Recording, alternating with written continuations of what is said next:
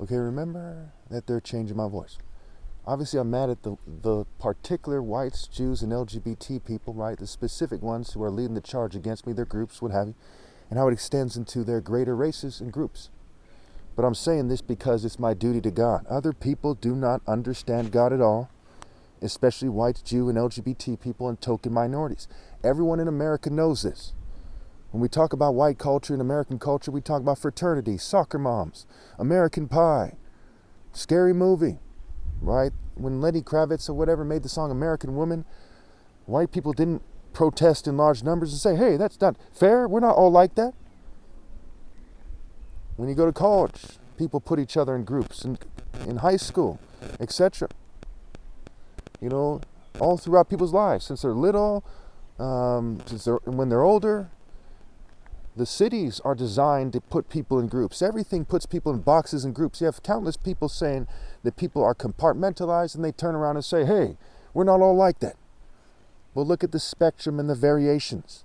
In my life, I've never even heard of a white or a Jew or a token minority or an LGBT person who understands God.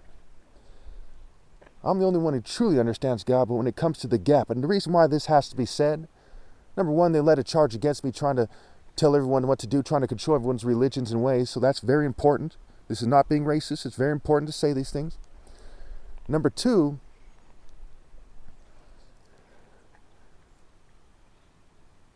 well, it's true, right? I mean, I forgot what I was going to say, and that's part of what they're doing. I'm right on cue, right?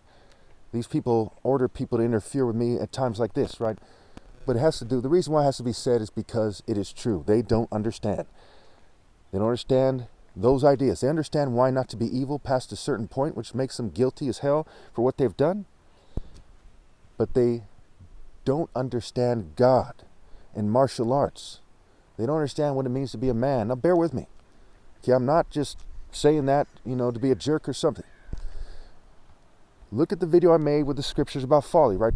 Okay, folly is an unruly woman. Folly is in the heart of a child. They talk about following their forefathers, right? The word follow is like the word folly. And the word fall and fault. So in the Bible, we see that Jacob is said to be the devil. That's why they changed his name to Israel, hoping that he would do the right thing, but he didn't. And he kept not doing the right thing, and the Jews kept being punished. What are they being punished for? For being materialistic, for being sexually immoral, for lying about God, for being hypocrites, right? We see it in the Old Testament and the New Testament. There's a consensus between the authors of the Old Testament and the New Testament that the Jews keep doing the wrong thing. And we see a lot of people accuse them of a lot of things throughout history. Sometimes they were probably falsely accusing them because Europe was full of very evil people, for example. But we see that nonetheless.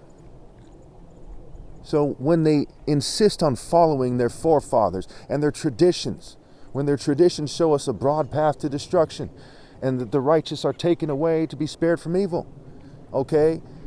Does the insightful person, the wise person, then look at the situation and say, hey, I think salvation's from the Jews, right? That's stupid, right?